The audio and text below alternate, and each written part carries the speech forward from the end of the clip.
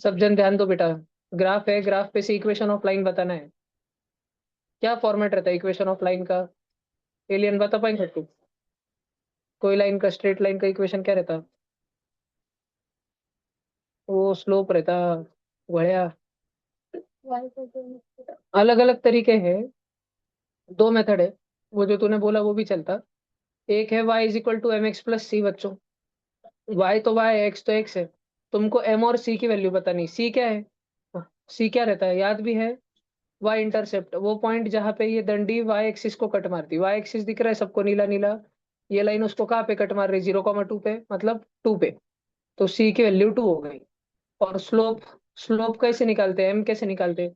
M अपने को अलग से निकालना पड़ेगा, तो एम कैसे निकालते हैं? एम निकालते हैं y2 - y1 upon x2 - x1। इसमें ये y2 y1 x2 x1 क्या है? ये कोई भी दो पॉइंट पता रहना चाहिए, उसके कोऑर्डिनेट। कोई दो पॉइंट जस्ट पता रहने चाहिए। तो ये x1 y1 है, और ये x2 y2 है। ठीक है। y2 - y1 कितना होता? y2 - y1 upon x2 - x1। 1 - 2 -1 हो गया, और नीचे 1 - 0 1 हो गया। स्लोप की वैल्यू कितनी आई बच्चों? -1। लाइन का इक्वेशन आ गया, y is equal to -x+2, या -x को उधर फेंक दो, y plus x is equal to 2। ये मेथड नंबर 1 से समझा क्या? मेथड नंबर 1 कौन सी मेथड है जिसमें हमको क्या ढूंढना पड़ता है? हमको m और c ढूंढना पड़ता है। m मतलब स्लोप, और c बोले तो y इंटरसेप्ट। जहाँ पे हमारी लाइन y एक्सिस को इंटरसेक्ट करती है, उस पॉइंट को बोलते हैं y इंटरसेप्ट।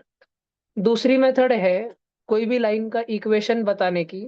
दूसरी मेथड है कि तुमको खाली दो पॉइंट पता रहने चाहिए जो उस लाइन पे आते हैं, खाली दो पॉइंट, x1 y1 और x2 y2। इससे क्या कर लोगे तुम? इससे तुम इक्वेशन डायरेक्ट ऐसे लिख सकते हो, x - x1 upon x1 - x2 is equal to y - y1 upon y1 - y2। ये फॉर्मूला किस चीज का है? ये स्लोप निकालने का है। क्या क्या निकालने का फॉर्मूला है ये इक्वेशन निकालने का फॉर्मूला है। किस चीज का इक्वेशन? स्ट्रेट लाइन का। कब यूज करते हैं इस फॉर्मूला को? जब तुम्हें दो पॉइंट पता होते हैं, तब इस फॉर्मूला को यूज करते हैं। इस फॉर्मूला में x के जगह पे x और y के जगह पे y रखते हैं। लेकिन x1 x2 y1 y2 की जगह ये पॉइंट्स की जो वैल्यू होती है वो वैल्यू रखते हैं। x1 की जगह क्या रखेंगे? x1 दिख रहा है ना सब बच्चों को? 0 अपॉन 0 - x2, x2 दिख रहा 1 is equal to y - y1, y1 कितना भाई 2, और y1 - y2। x -0 हो गया x, और 0 - 1 हो गया -1। y - 2 तो इधर है, 2 - 1 कितना हो गया 1। बरोबर। Cross cross smiley. x 1 जा x, -1 उधर मल्टीप्लाई होगा तो साइन पलट देगा। -1 × y -y, -1 × -2 +2। y को उधर फेंको, -y को इधर फेंको, x plus y is equal to 2। आया इक्वेशन? अरे यही तो इधर आया था, x plus y is equal to 2। समझ रहा क्या? दो अलग मेथड लेकिन एक ही आंसर। तो अगर तुमको लिखने हैं तो लिख सकते हो। ये भी मैंने अभी कुछ गड़बड़ करी, बस इतना समझाया कि tan 180 - थीटा जो है वो -tan थीटा के बरोबर रहता है। हो गया अपना। अभी अपन अगले क्वेश्चन पे चलते हैं। ये सिंप्लीफाई करो। हाँ, इसकी नंबर्स में वैल्यू है कुछ तो भी। तुम लोग निकालो, सब लोग क्वेश्चन तो लिख लो पहले पहले जल्दी से। देखते हैं। सब लोग करो जल्दी, क्वेश्चन तो लिख लो। भाई अपने पास में ये क्वेश्चन है, सारे बच्चे अच्छे से ध्यान दो। अपने को ये क्वेश्चन को कन्वर्ट करना है। तो नॉर्मल है, ध्यान में आता है कि भाई नीचे साइन का स्क्वायर हो रहा, कॉस का स्क्वायर हो रहा। तो ऊपर जो चीजें लिखी है इसको भी अपन साइन के स्क्वायर में लिखते हैं। संजू बंजू ऋषि शांत रहो। साइन की पावर 4 को अपन लिखेंगे साइन स्क्वायर का स्क्वायर। कॉस की पावर 4 को अपन लिखेंगे कॉस स्क्वायर का स्क्वायर। और नीचे है 1 - 2 times sine square cos square. बरोबर। तो वो नेचुरली ऐसे दिमाग में आता है ना कि अरे हाँ भाई, अगर साइन थीटा को अपन ए माने तो नीचे 1 - 2 टाइम्स ए का स्क्वायर हो रहा, और कॉस थीटा को बी माने तो बी का स्क्वायर हो रहा। और ऊपर ए का स्क्वायर, साइन थीटा को ए माना ना तो साइन थीटा का स्क्वायर हो रहा। और इधर इधर बी का स्क्वायर हो रहा। सॉरी, ऐसे भी नहीं माने अपन। अपन साइन स्क्वायर थीटा को ए मान ले, साइन स्क्वायर थीटा को ए मान ले, तो ये देखो ये ए हो जाएगा, और कॉस स्क्वायर थीटा को बी माने तो वो बी हो जाएगा, तो नीचे 1 - 2 ए भी हो जाएगा। साइन स्क्वायर थीटा को ए माने तो ए का स्क्वायर हो रहा है प्लस बी का स्क्वायर हो रहा है। तो ए स्क्वायर और बी स्क्वायर को देखते ही ऐसा फीलिंग आती है ना, अरे यार इस बेचारे गरीब के पास 5 रुपए का सिक्का नहीं है। ठीक है एकदम से। पर इस बेचारे गरीब के पास 5 रुपए का सिक्का कैसे रहेगा, क्योंकि वो गरीब है ना। तो 2ab माइनस 2ab समझ आता है कि तुमको ये? समझ आया क्या सबको ये? इसको एक ब्रैकेट में ला लेना, तो A square plus B square plus 2ab क्या हो जाता? ए प्लस बी का होल स्क्वायर, और वो माइनस का 2ab बाजू में बैठे वाला है, और ये नीचे बैठा है 1 - 2ab। अपना ए और बी है क्या? अपना ए कौन है? ए अपना ए है साइन स्क्वायर, साइन थीटा नहीं, साइन स्क्वायर थीटा। और बी कौन है अपना? वो है कॉस स्क्वायर थीटा। आइडेंटिटी पढ़ी है क्या? Sign square theta plus cos square theta क्या रहती है उसकी वैल्यू? 1 रहती है ना। 1 रहती है ना, तो इसकी वैल्यू 1 हो गई। 1 का स्क्वायर -2ab/1 - 2ab। ए बी की जगह sine square theta cos square theta है। तो same number upon same number आ गया क्या? 1 - 2ab/1 - 2ab ऐसे बन गया वो। समझ आ रहा है सब बच्चों को? आंसर आ गया बी ऑप्शन 1। ठीक है, कोई अगर लिखना चाहता है तो लिख सकता है, ये प्रॉपर तरीका है। 9th के बच्चों ये पेपर में आ जाए तो ये नहीं सोचना कि आउट ऑफ सिलेबस है। तुम थीटा की तुमको 5 ट्रायंगल पढ़ाए गए हैं, कोई भी एक वैल्यू उठा के डालना आंसर लाने का।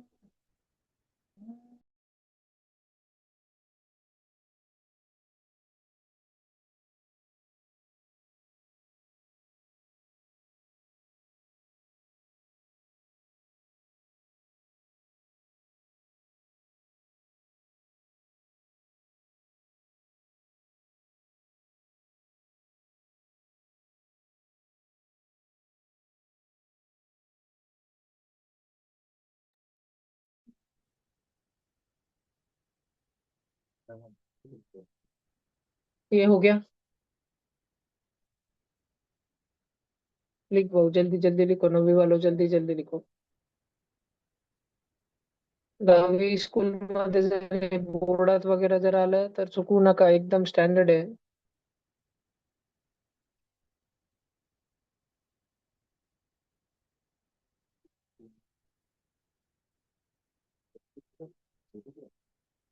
सार्थक लिहून घे बेटा.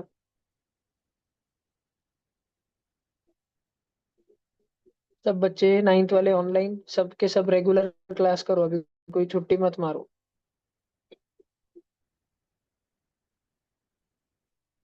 कल कोई ऑनलाइन वाला आएगा क्या खेलने को बैडमिंटन?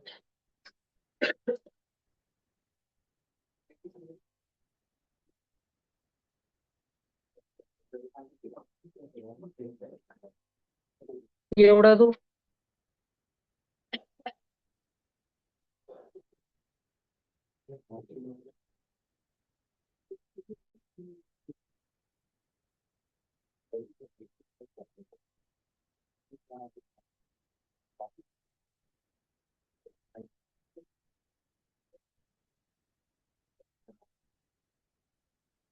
चलो कृष्णा.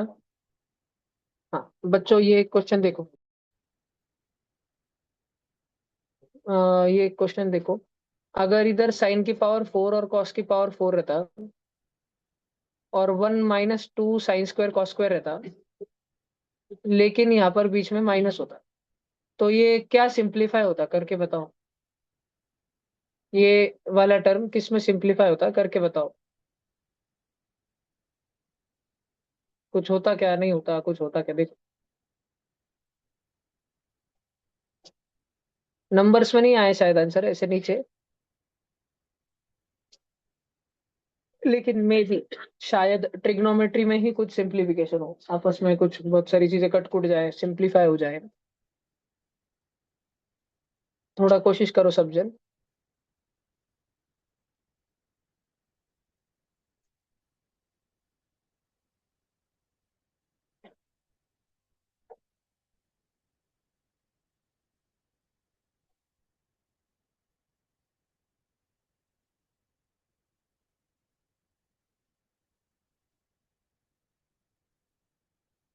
ऐसे तो सबको लगता है ना कि साइन स्क्वायर का स्क्वायर माइनस कॉस स्क्वायर का स्क्वायर न्यूमरेटर में है ना, साइन की पावर 4 माइनस कॉस की पावर 4.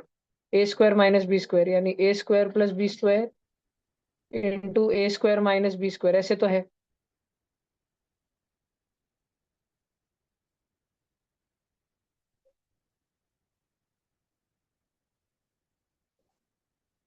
तो ये ब्लैक वाला ब्रैकेट तो 1 बन जाता था sign square theta plus cos square theta के कारण।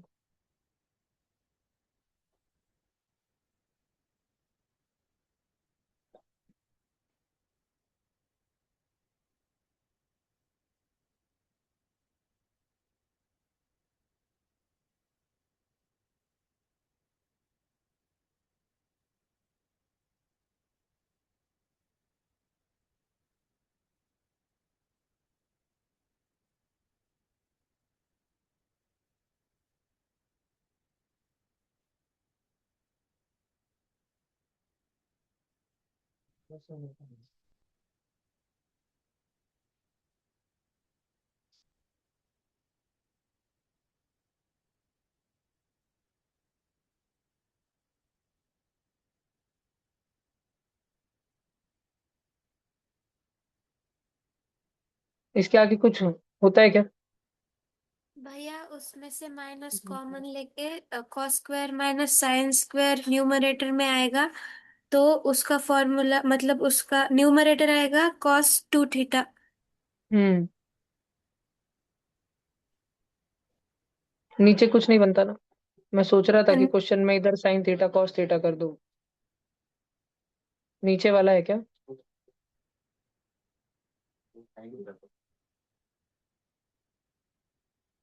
चलो ठीक है। हाँ बच्चों, ये देखो 9th का क्वेश्चन है। सब लोग करो, ये 9th का सेकंड चैप्टर पॉलिनोमियल्स का क्वेश्चन है, एकदम इजी सा। Factor theorem, remainder theorem, simple सा एकदम, अति सिंपल। रिमाइंडर थ्योरम से कर, जीरो देता अपने पास में। अगर सिंथेटिक डिवीजन से बताऊं, ऐसे ही करने को तो गंज वो सादा वाला भी कर सकते हैं। देखो ये x square minus 3x plus P मैंने अगर यहाँ लिखा, जैसे मैंने बस उसके कोएफिशिएंट लिखे, 1 है, -3 और p है, और ये x+2 उसका फैक्टर है। ठीक है, तो x की वैल्यू आ रही -2, राइट, -2। इससे जब मैं सिंथेटिक डिवीजन करूंगा तो लास्ट में रिमाइंडर जीरो बचना चाहिए। 1 को एज इट इज नीचे लाया, मल्टीप्लाई किया, -2 वन जा -2, -2 और -3 ऐड किया, -5, -2 इंटू -5 +10। और रिमाइंडर कितना बच रहा है, ऐड करना पड़ता है ना, p+10, लेकिन p+10 तो जीरो रहना चाहिए, p की वैल्यू कितनी आ गई, -10। समझ आ रहा है क्या? ये एक तो सिंथेटिक डिवीजन से करो, नहीं तो गच्चू x की वैल्यू -2 करो, फैक्टर को जीरो करो और -2 पॉलिनॉमियल में डाल दो, तो जीरो होना चाहिए सारा का सारा, तरी सुद्धा p ची व्हॅल्यू येणारच। म्हणजे जसं की कसं, जसं की p ऑफ x तुम्हाला दिलेला आहे x² - 3x + p, ऐसा तुमको दिए वाला है। और x+2 उसका फैक्टर है ना, फैक्टर को जीरो करो, इससे तुमको x की वैल्यू क्या मिली, -2। ये -2 वाली वैल्यू उठा के p ऑफ -2 कर दो, x की जगह -2 लिख दो, तो x चा स्क्वायर ऐवजी -2 चा स्क्वायर, -3 टाइम्स x की जगह -3 इंटू -2 प्लस p, और ये सब कुछ p of -2 equal to zero रहेगा। -2 का स्क्वायर 4, -3 इंटू -2, 3 2 जा 6, माइनस माइनस प्लस, और p की वैल्यू इससे भी क्या आएगी, -10। समझ ला। एंड सिमिलरली q की वैल्यू क्या आएगी, पाई। क्यू की वैल्यू आ गई 5। तो अपने को पी और क्यू दोनों मिल गया। समझ आया सब बच्चों को? मैंने एक पी ढूंढ के बताया, क्यू तुम कर लोगे ना, दो मेथड से बताया। कोई बच्चे जिसको देखो, जिसको remainder theorem factor theorem clear होता है ना, क्लियर, वो ऐसे कर सकता है। किसी को अगर वो नहीं समझा तो कंफ्यूजिंग लगता है बहुत शुरू में, अभी भी रिमाइंडर थ्योरम फैक्टर थ्योरम, लेकिन इतना समझता है कि क्वेश्चन बोल रहा है कि 5 के पाड़े में 25 आता है। क्वेश्चन इतना बोल रहा है 5 के पाड़े में 25 आता है, तो साला डिवीजन करेंगे दोनों का तो जीरो बचेगा ना, क्योंकि उसके पाड़े में आता है, कंप्लीटली डिविजिबल है। ऐसे किधर बोल रहा है 5 के पाड़े में 25 आता है, बोल रहा है कि फैक्टर है, फैक्टर। ये जो दो पॉलिनोमियल है उसका फैक्टर x+2 है, मतलब इनकी स्प्लिटिंग द मिडल टर्म करेंगे तो एक x+2 निकलेगा। तो क्या हो जाता है उससे, स्प्लिटिंग द मिडल टर्म करेंगे तो, अरे भाई तो ये पहला वाला है x² - 3x + p, या x² वाला है, इसके दो दो ब्रैकेट बनेंगे, इसके दो दो ब्रैकेट बनेंगे, एक ब्रैकेट उसमें से x+2 का रहेगा, तो दिया ना, एक ब्रैकेट x+2 का रहेगा, और दूसरा क्या रहेगा, और दूसरा मेरे को नहीं मालूम है, तो क्या करेंगे फिर उससे, अरे भैया जब तुमको मालूम है कि दो ब्रैकेट में एक ब्रैकेट x+2 है, वो एक ब्रैकेट को भी अगर तुम जीरो बनाए, वो एक ब्रैकेट को जीरो बनाए, तो वो दूसरे से क्वेश्चन मार्क वाले ब्रैकेट से मल्टीप्लाई होकर पूरा खा के जीरो बना देगा ना। इसीलिए अपन x की वैल्यू -2 रखते हैं। ये कॉन्सेप्ट है, इसके वजह से अपन -2 रखते हैं। कभी तुमको अगर किसी ने पूछ लिया कि फैक्टर थ्योरम में, रिमाइंडर थ्योरम में अगर x+2 फैक्टर है तो x की वैल्यू क्या रखेंगे? तुमने बोला सर -2, क्यों रखेंगे? रखेंगे, ऐसे सीखा है। क्यों रखेंगे पर बताओ, एक बताते आने कौन? ठीक है कि सर ये जो पॉलिनोमियल है x² - 3x + p, ये क्वाड्रेटिक पॉलिनोमियल एक्स की स्क्वायर है पावर। तो सर ये दो ब्रैकेट में टूटेगा, जिसमें से एक ब्रैकेट अपने को x+2 दिए वाला है, ये दो ब्रैकेट मिलके p(x) है। अगर मैं इन दोनों ब्रैकेट में से, जो दूसरा तो अननोन ब्रैकेट है सर, मेरे को पता नहीं वो क्या ब्रैकेट है, लेकिन पहला वाला ब्रैकेट मुझे नोन है x+2, तो मैं अगर जानबूझ के उसके जगह x की वैल्यू -2 रख दूं, तो ये ब्रैकेट ही जीरो बनेगा सर, और ये मल्टीप्लाई होकर बाजू वाले को जीरो बनेगा। और इधर भी मेरे को x की वैल्यू 2 रखनी पड़ेगी, तो मैं p(-2) की वैल्यू ढूंढ रहा हूँ, और p(-2) की वैल्यू जीरो है, इसलिए अपन p(-2) की वैल्यू जीरो करते, ऐसे बताते आने को होना। ठीक है, ये 9th का था क्वेश्चन, इसमें मैंने 10th स्टैंडर्ड का कुछ भी यूज नहीं किया, 9th स्टैंडर्ड सेकेंड चैप्टर वो यूज किया। कुछ लिखना है किसी को तो लिख सकता है, मैं 1 मिनट रुका रहूंगा। कोई लिख रहा है क्या बच्चों? ये लिखो।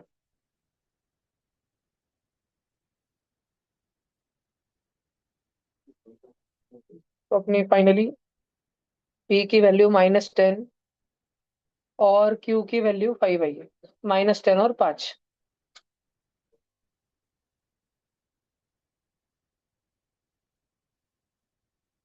अगले थोड़ा शांत रहो।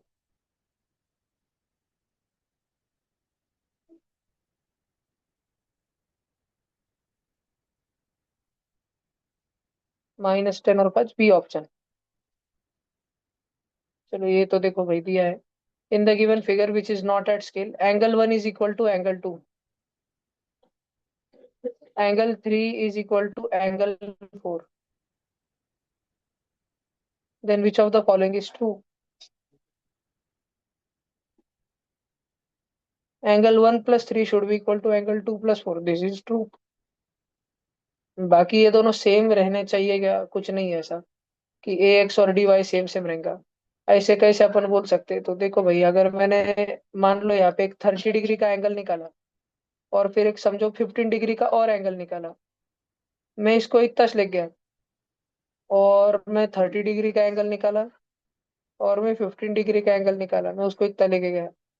तो अब सब जन देखो, ये पॉइंट ऐसे ज्वाइन किया, और ये पॉइंट ऐसे ज्वाइन किया, समझ रहा? और ये पॉइंट कौन सा पॉइंट है? डार्क वाला सी पॉइंट है, और ये इधर ए और एक्स है, और ये वाई और डी है, तो वाई यहाँ पे आएगा, और डी सबसे नीचे जाएगा। तुमको लगता क्या अभी भी ये देख के कि कुछ ये सी एक्स और डी वाई को सेम सेम रहेगा, नीला नीला? हाँ, ये सी एक्स डार्क ब्लू और ये सी वाई कुछ सेम रहेंगे, लगता क्या? गलती से अपने। तो अब कुछ बच्चे बोलेंगे कि भाई लेकिन फोटो तो ऐसा दिया है ना, आप ऐसा कैसे निकल रहा है? अरे भैया उधर दिया ना इंग्लिश में, नॉट ड्रॉन टू स्केल, जो बोला नहीं वो मानने के नहीं, बाकी अपन तुम्हारी इमेजिनेशन से कुछ भी स्ट्रेच कर सकते हैं। शर्त इतनी है कि तुमको एंगल 1 और एंगल 2 को इक्वल रखना है, और एंगल 3 और एंगल 4 को इक्वल रखना है, बाकी तुम कुछ भी कर सकते हो। समझ रहा क्या? Then which of the following is true? बहुत सारी बातें झूठी होंगी, अभी देखो अपन देखते हैं।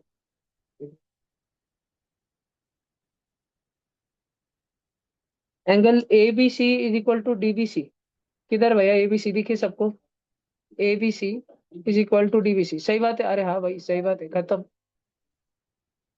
समझा क्या सबको? ऊपर के दोनों का मिलके नीचे के दोनों का है।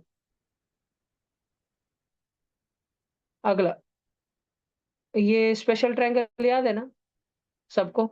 क्या बात बोली गई तुमको इसकी ध्यान रखने में? अब पाइथागोरन कौन बोला ना भैया, ऐसा मारूंगा ना। याद नहीं क्या तुमको? 50 लाख करोड़ भी बार आ रही है। क्या बोला गया है इसका ध्यान रखने को? अरे भैया एरिया ध्यान रखने को बोला गया इसका 84, इसकी साइड 13 14 15 रहती, तीन लगातार आने वाले नंबर, 13 14 15। स्केलन ट्रायंगल है, कोई लाइट राइट एंगल ट्रायंगल नहीं है, स्केलन ट्रायंगल है, स्केलन। और इसका स्पेशल एरिया ध्यान रखने का 84, नीट एंड क्लीन सॉल्व हो क्या आता, भले ही तेरा प्राइम नंबर है फिर भी सॉल्व होके बरोबर आता है 84। अब क्या पूछ रहे हैं आगे?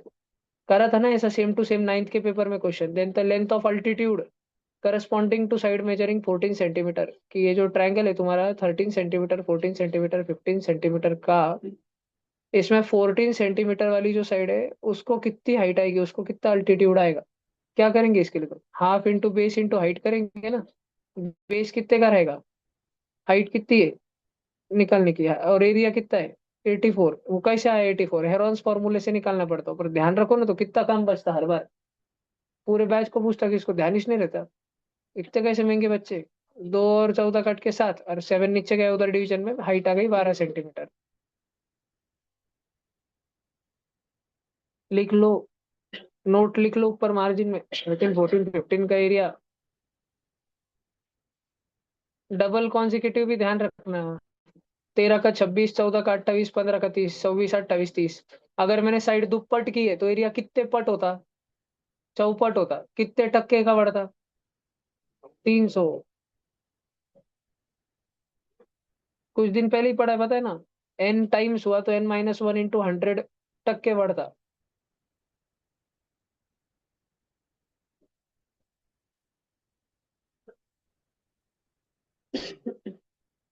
सार्थक कॅमेरा ऑन ठेवता बेटा।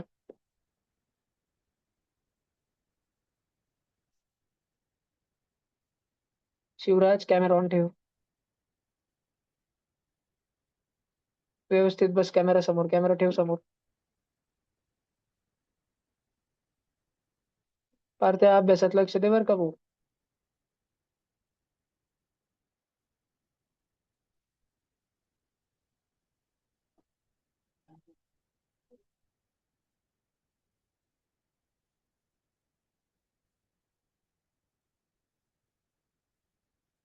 हे देऊ पडून।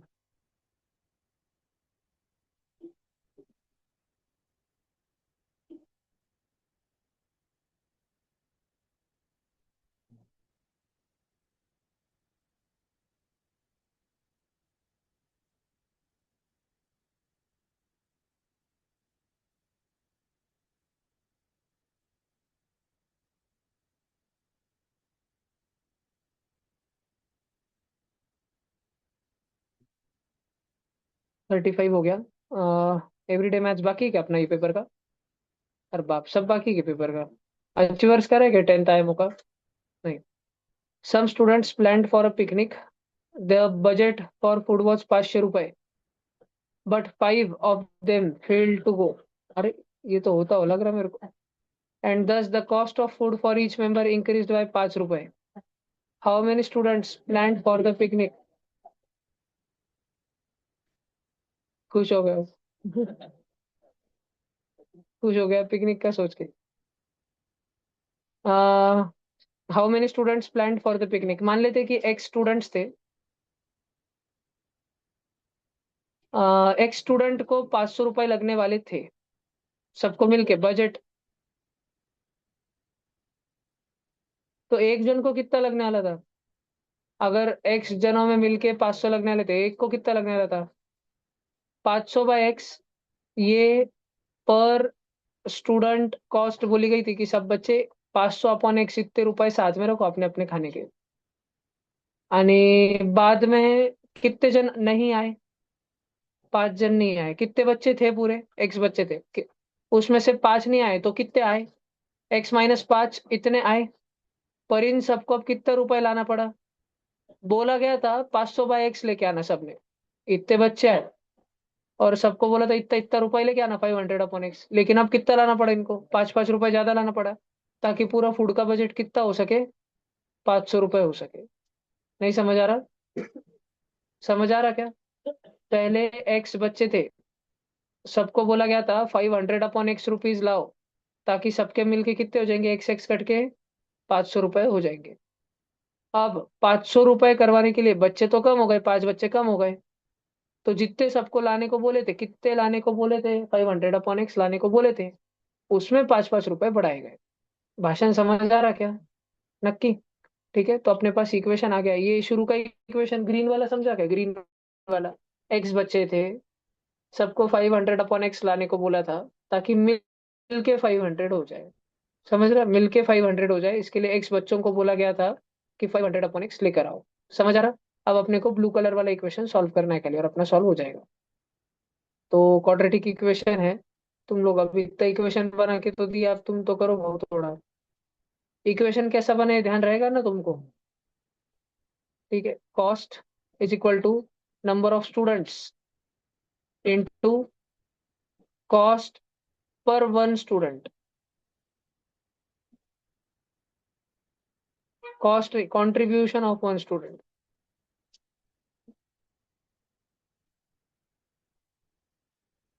पहले क्या होने वाला था वो भी लिख के रखता है। पहले 500 रुपये लग रहे थे, लेकिन पहले लगा था कि एक्स बच्चे आएंगे, सब लोग 500 अपॉन एक्स सीखते रहो, पहले क्या ना, एक्स एक्स कट के 500 बनने वाला था। सब लोग ब्लू कलर की इक्वेशन सॉल्व करो। मितांशु तू आंसर बोलेंगे भैया, कर सॉल्व। बाइटर इतनी सा भाई।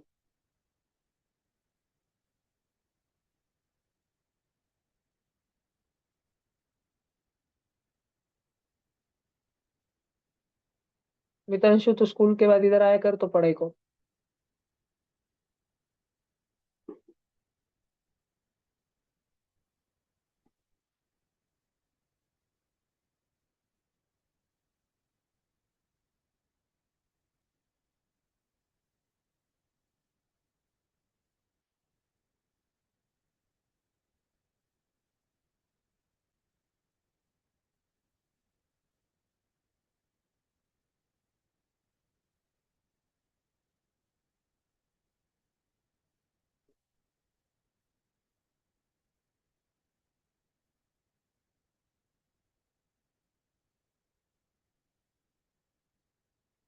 वर्क सॉल्व बच्चों,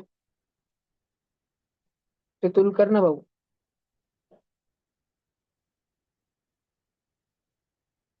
9वीं के बच्चों, तुमको आया क्या? क्वाड्रेटिक इक्वेशन है, सिंपलीफाई करो, खोलो वो ब्रैकेट्स, मल्टीप्लाई करो ब्रैकेट्स एक दूसरे से।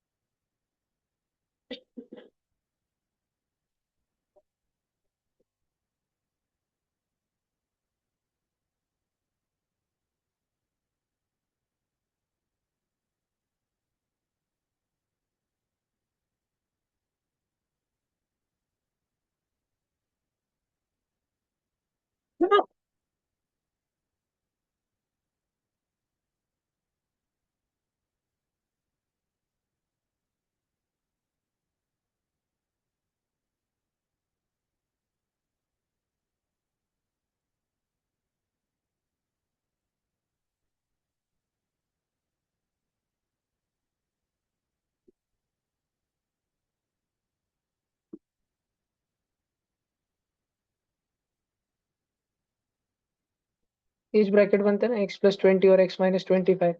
एक्स की वैल्यू 25 आ जाती।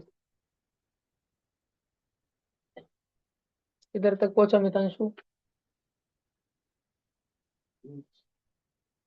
क्या इक्वेशन आया था?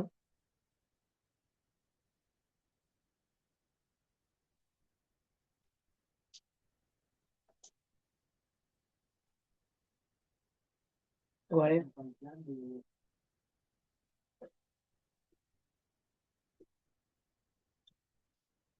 रूट निकाल रहा, बिना इक्वेशन मालूम रहे। एबीसी की वैल्यू किधर गई? रफ में उड़ गई क्या?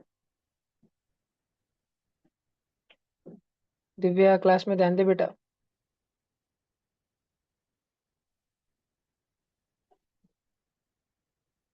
नहीं तो बाबा हकीम बनेंगी बाद में।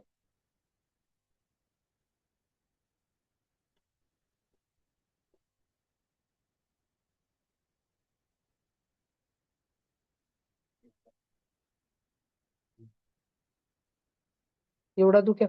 नवी वालों लिखा तुमने, कुछ समझा तुमको? इसी तरह का नहीं गया तुमको।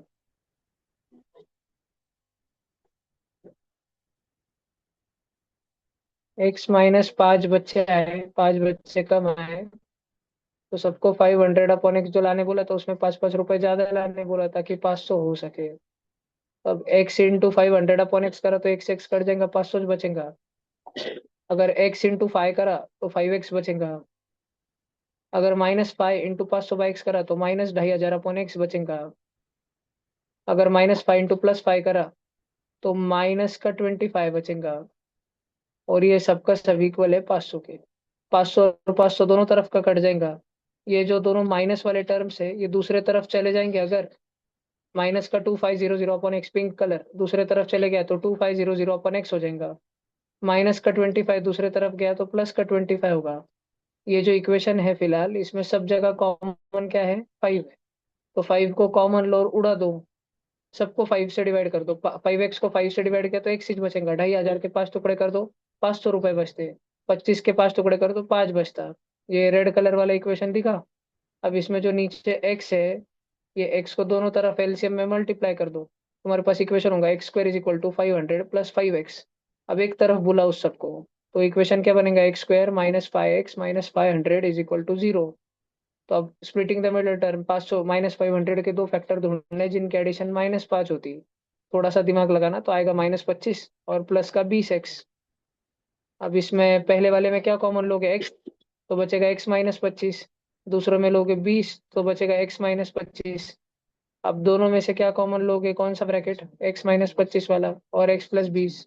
अब x तो बच्चों की संख्या है, एक तो 25 रह सकती, नहीं तो -20 रह सकती। लेकिन -20 बच्चे आज तक दुनिया में किसने देखे नहीं।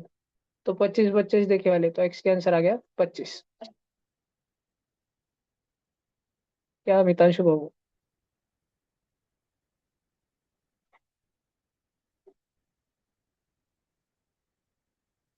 9वीं समझ आ रहा ना? इसमें खाली मेरे को ये पूरे पेपर में अभी तक शायद तुमको वो एपी वाला एक कॉन्सेप्ट पढ़ाना पड़ा है, बिल्कुल शायद ये मान के कि तुमको मालूम ही नहीं कि एपी क्या है। बाकी तो सब वही चल रहा है जो 9वीं में है।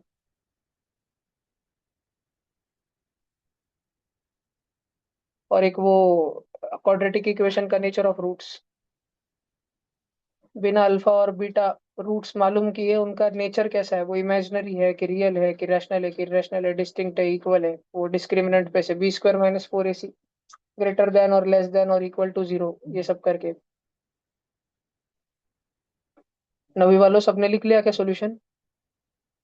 क्वेश्चन नंबर डाल के रखो और तुम क्वेश्चन भी लिखते रहा करो 9वीं वालों। आलस मत करो ऑनलाइन बच्चों लिखने में।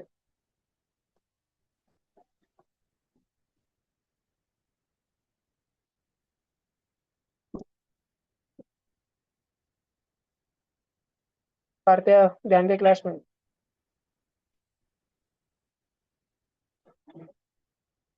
हो गया? ABC are three partners in a business. If twice the investment of A is equal to thrice the investment of B, A ने जितना पैसा लगाया उसका डबल इक्वल है B ने जितना पैसा लगाया उसके ट्रिपल के। And capital of B is 4 times capital of C and is B is equal to 4 times C। बरोबर। अगर मेरे को ये इक्वेशन और ये इक्वेशन ज्वाइन करना है, इधर 3B है और इधर सिर्फ B है, तो इधर ऐसे करूँ क्या, दोनों तरफ 3 3 से मल्टीप्लाई कर दूं तो ये हो जाएगा 3 × B 3B is equal to 12C। अब 2A की वैल्यू है 3B और 3B की वैल्यू है 12C, तो 2A की वैल्यू हो जाएगी 12C के बराबर, जो कि दोनों के दोनों इक्वल है 3B के बराबर। इधर तक सब बच्चों को समझ आ रहा है ना? वाला। Then out of a total profit of 29700 the share of B is, अगर इन सबको मिलके इतना फायदा होता है, 29700 रुपीज का फायदा होता है, तो ए ने कितना तो भी डाला, बी ने कितना तो भी डाला, सी ने कितना तो भी डाला। समझो ए डालता 100 रुपए, समझो बी डालता 200 रुपए। दो ही जनते मान लो। एक बिजनेस शुरू करने के लिए ए ने 100 रुपए लगाए और बी ने 200 रुपए लगाए, 300 रुपए लगाए पूरे मिलके। बाद में कुछ टाइम बाद ये बिजनेस बहुत अच्छा चलने लग गया और इस बिजनेस ने 1 साल के अंदर 1200 रुपए का प्रॉफिट किया। मान लो 1200 रुपए का प्रॉफिट किया, तो 1200 में से ए को कितना मिलेगा और बी को कितना मिलेगा? ए और बी का रेशो क्या है? 1:2 रेशो है, 1:2। भाषण समझ आता है कि तुमको? 1:2। तो प्रॉफिट का एक हिस्सा ए को मिलना चाहिए जबकि दो हिस्से बी को मिलने चाहिए, यानी कि प्रॉफिट के टोटल हिस्से कितने होने चाहिए? 3 हिस्से होने चाहिए, जिसमें से एक ए को मिले, दो बी को मिले। बात समझ आ रही क्या? हिस्से 3 करने चाहिए। 1200 रुपए का प्रॉफिट है, उसके 3 हिस्से कर दो, 400 400 400। एक हिस्सा 400 रुपए का ए का मिल गया, और 400 400 800 रुपए बी को मिल गए। ये बात समझ आ रही ना? हमको ये ढूंढना जरूरी है कि जो प्रॉफिट हुआ है 29,700, 29,700 रुपए का, इसके पहले तो छोटे छोटे छोटे छोटे हिस्से कितने करने हैं, बेसिक यूनिट, फिर कितने बांटने को देखते, हिस्से पे ध्यान देते हैं। हिस्सा जानने के लिए हमको रेशो निकालना पड़ेगा A/B/C का। अब भाई साहब ये रेशो कैसे निकालते हैं A/B/C का? इसके लिए अपने को ये जो इक्वेशन है, इससे भी निकाल सकते, लेकिन मैं कट कर देता, और हमको जो क्वेश्चन में जानकारी दी थी हम खाली उससे ही निकाल सकते A/B/C का रेशो कितना है। तो मैं क्या करता, मैंने जो खुद से एक्स्ट्रा वर्क किया था वो उड़ा देता, और जितना क्वेश्चन ने बोला था कि ए ने जितनी इन्वेस्टमेंट करी, बी ने कितने करी उसकी डबल करी, A/B कर देता मैं इधर। ये बी है ना, बी, इसको नीचे ला लेता, उधर 3 ऊपर ही रहेगा, और ये ए को जो चिपक के बैठा 2 है वो नीचे चले जाएगा। तो बेटा मुझे A/B का रेशो मिल गया क्या? क्या मुझे A/B का रेशो मिल गया 3:2? सब बच्चों को समझ आ रहा है क्या? और ऐसे ही मैं बी और सी का रेशो ढूंढ लेता, बी को इधर ही रखता, सी को नीचे लाओ। बी कितना हो गया भैया? 4 हो गया, और उसके नीचे कुछ नहीं तो क्या हो गया? 1। तो बेटा सबको ये समझ आता क्या, B/C का रेशो कितना हो गया? कितना हो गया? 4:1। अब एक ही बात समझने जैसी है, ऊपर वाले में बी बोल रहा है कि मैंने अपनी कंपनी में 2 रुपए योगदान दिया, 2 सेंट ऑफ एडवाइस, और नीचे बी बोल रहा है मैंने 4 पैसे का योगदान दिया। तो सेम करना चाहिए अपने को, 2 और 4 को। समझ आ रहा है? 2 और 4 को। तो बड़े को ना छेड़ो, छोटे को बड़े जितना बना दो। तो 3:2 को क्या करना चाहिए, 2 से मल्टीप्लाई कर देना चाहिए, ताकि वो 2 4 जैसा बन जाए। समझ रहा है? तो A/B/C अगर मुझे निकालना रहे तो बी का योगदान मैं 4 लिख दूंगा, है ना? तो अब बी बोल रहा है, बी पहले ए के सामने बोल रहा था, देख भाई मैंने 2 रुपए डाले, तूने 3 रुपए डाले, तो कंपनी चालू हुई। अगले दिन न्यूज मीडिया में बी शाइनिंग मार रहा था, ए उधर लेट पहुंचा, बी उधर शाइनिंग मार रहा था, मैंने हमारी कंपनी शुरू करने के लिए 4 रुपए डाले, इसलिए कंपनी चल पाई। ए गाड़ी में से उतरा, ए ने बोला अबे बेटा तूने 4 डाले तो मैंने 6 डाले, एक दो थे तो 3 थे, तो 2 का डबल हुआ 4, तो 3 का डबल हुआ 6। और बी के 4 थे तो सी के कितने थे? सी के कितने थे?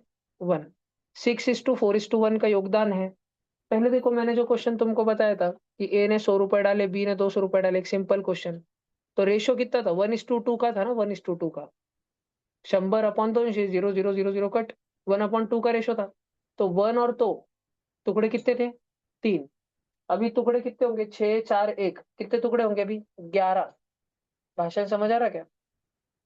ए बोल रहा है मैंने 6 रुपए डाले कंपनी चालू करने को, बी बोल रहा है 4 रुपए मैंने डाले, सी बोल रहा है 1 रुपए मैंने डाला, म्हणजे कितने रुपए पे कंपनी चालू हुई? 11 रुपए से कंपनी चालू हुई। अन करते करते फायदा कितने का हो गया एक दिन अचानक आगे बढ़ के भविष्य में? 29,700 का। तो इसमें पूरे 11 है, 11 11 यूनिट्स है कंपनी के। कंपनी की 11 बिल्डिंग है, 11, उसमें से 6 किसकी है? एक ही है। 6 ऑफिस एक है, 4 ऑफिस भी चलाता नहीं, एक ऑफिस सी चलाता। तो जो प्रॉफिट भी होता वो नंबर ऑफ ऑफिस में डिस्ट्रीब्यूट होके, जिसके पास जितने ऑफिस उसको उसको उतना उतना बढ़ता। तो 6 ऑफिस, 4 ऑफिस और एक ऑफिस, 11 ऑफिस है, 11 इमारतें हैं, 11 बिल्डिंग है इस कंपनी की, जिसमें से 6 ए के कंट्रोल में है, 4 बी के कंट्रोल में है, सी के कंट्रोल में एक है। तो पूरे मिला के कितने ऑफिस है? 11 ऑफिस है। उसमें से बी का कितना हिस्सा है? फ्रैक्शन में अगर लिख के बताओ तो बी का फ्रैक्शन कितना आउट ऑफ टोटल? 4 है। 4 बिल्डिंग है बी के पास है। अरे भाई 4 बिल्डिंग है बी के पास है, बी का क्यों लिख रहा है? क्योंकि मेरे को क्वेश्चन में पूछा है शेयर ऑफ बी, बी को कितना पैसा मिलेगा। तो भाई अगर पूरा प्रॉफिट एकदम ऊपर सॉल्व कर रहा हूँ, 29,700 है, उसमें बी का हिस्सा कितना रहना चाहिए? 4/11, इतना हिस्सा रहना चाहिए। भाषण समझ आ रहा है क्या सबको? अब 11 1 जा 11, 11 2 जा 22, 29 में से 22 का 7 बचा, 7 7 77, और 0 0, 27 6 × 4, 10,800 रुपए। ये किसको मिलने चाहिए? बी को मिलने चाहिए। भाषण समझ आया क्या? अगर तुम कोई क्वेश्चन समझा के लिखना, और बाजू में एक वो ए और बी 100 200 का क्वेश्चन था, 1:2, 1200 का प्रॉफिट हुआ, तो 400 इसको मिलेगा, 800 इसको मिलेगा। तुम ये पार्टनरशिप वाला क्वेश्चन समझा के